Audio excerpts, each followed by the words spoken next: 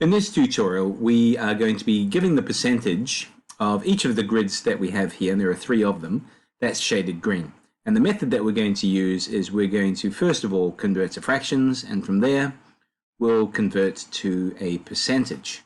So let's take a look at shape number 1, drag it down here, and deal with it separately from the others. Okay, so first of all, what we want to do is find out our denominator of a fraction. So we're going to turn it to a fraction. What's the denominator? How many areas are there, or sub-areas, parts of the whole? So there's 1, 2, 3, 4, 5 equivalent parts. They're all exactly the same size. So the denominator is 5. It's out of 5. So how many out of 5 are shaded green? Okay, so 1, 2, 3, 4. So there we go. It's 4 out of 5.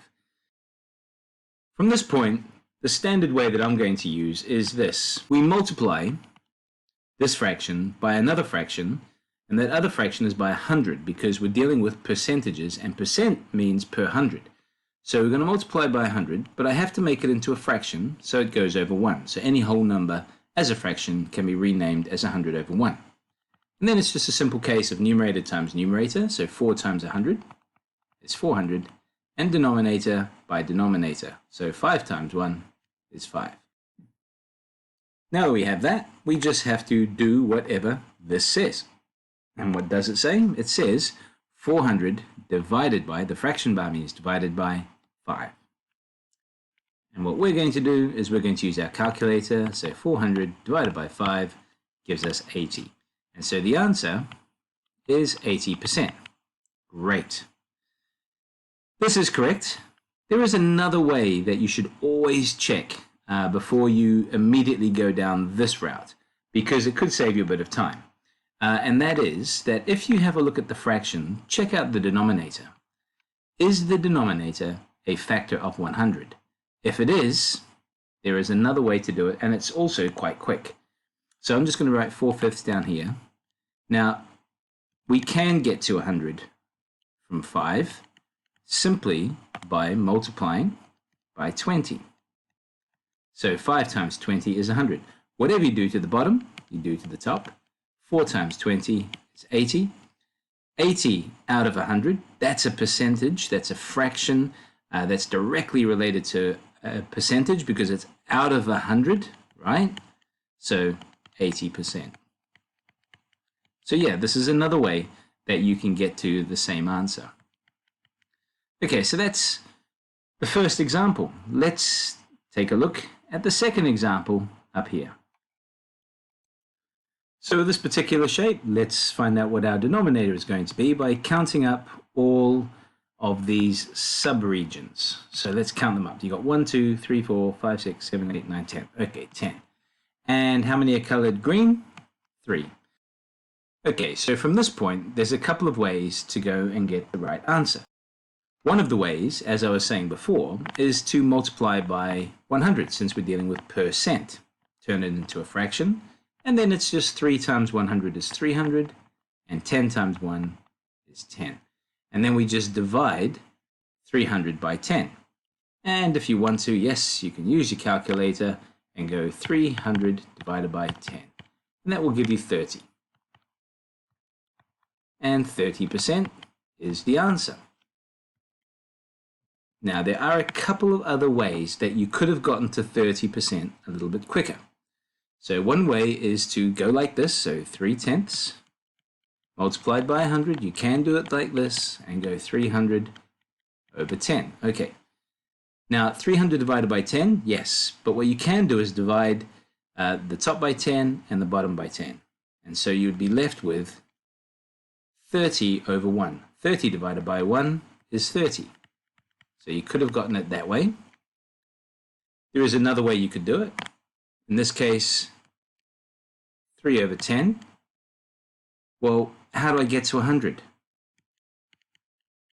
Well, I multiply the denominator by 10, nominate the numerator by 10, and that will get me to 30 over 100. And I already know 30 over 100 is 30 out of 100, which is 30%. So yeah, sometimes it's good to be a little bit alert And again, you're looking for those easy wins, like, is the denominator a factor of 10? If it is, things get a lot easier. Okay, so that's example number 2. Let's check out question number 3. So number 3, and I've just rearranged my board a little bit to create a little bit of room. In fact, I'll even create some more. I'll move this guy up to here. Okay, well, let's have a look. Now, this one is a little bit interesting because it hasn't got clear divisions. And so when you are faced with something like this and you just need to be sure of, well, what are the divisions? Well, why don't you just draw them in? So it looks like this line here can be extended. So why don't we just extend that? That can be extended through. Okay, so this gets extended through there. This gets extended through there. And maybe if we do it like that. Okay, and we can make it even by halving this one. Okay, so you can do it like this, and if you do it like that, what do you end up with? Well, you end up with a denominator of 4 by 4, which is 16. And how many are green? I've got 6, 7, 8, 9, 10, 11, 12. Okay, so now I have the fraction 12 over 16. Okay, so 12 over 16 multiplied by 100. Turn 100 into a fraction, and here I go.